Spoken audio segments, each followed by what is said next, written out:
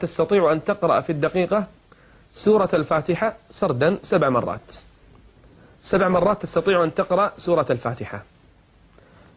السورة إذا قرأتها مرة واحدة، لأن الحرف ب10 حسنات، تكتب لك بالمرة الواحدة 1400 حسنة. إذن ب7 مرات تستطيع أن تكسب من الحسنات ما يقارب 10,000 حسنة. 10,000 حسنة بدقيقة واحدة. كيف تقرأ الفاتحة 7 مرات؟ أيضا أضرب لك مثالا آخر. تستطيع أن تقرأ قل هو الله أحد ربما 20 مرة قراءة، يعني سردا تقرأ قل هو الله أحد في دقيقة واحدة 20 مرة، حتى لو كانت 10 مرات. تعرف ما أجرك؟ من قرأ قل هو الله أحد 10 مرات بنى الله له بيتا في الجنة.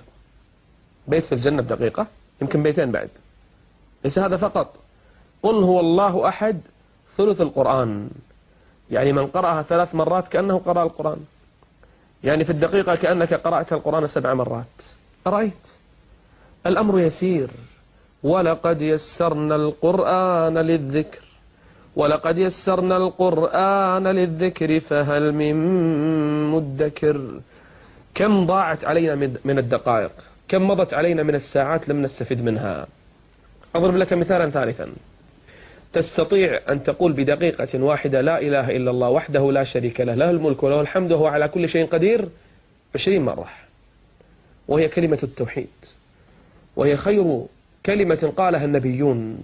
لا إله إلا الله وحده لا شريك له، له الملك وله الحمد وهو على كل شيء قدير. فيها من العتق، من الرقاب، كأنك تعتق رقابا وأنت تقرأ هذا الذكر. والذاكرين الله كثيرا، والذاكرين الله كثيرا والذاكرات أعد الله لهم مغفرة وأجرا عظيما. أرأيت كم نحن نضيع من أوقاتنا وأعمارنا؟ في دقيقة تستطيع أن تفعل أكثر من هذا.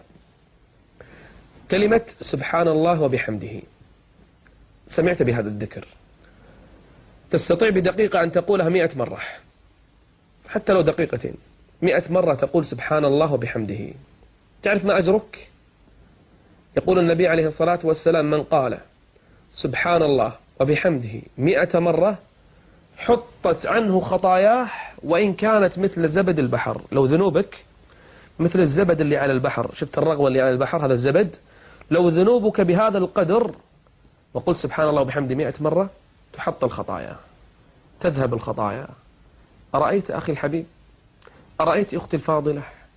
كم نحن نضيع من أعمارنا وكم نضيع من أوقاتنا. جالس يا أخي تنتظر دور في إحدى الوزارات، أو في إحدى مثلا المستشفيات، أو في أي مكان تنتظر الدور، أو جالس في السيارة، أو يعني ذاهب بالسيارة من مكان إلى مكان.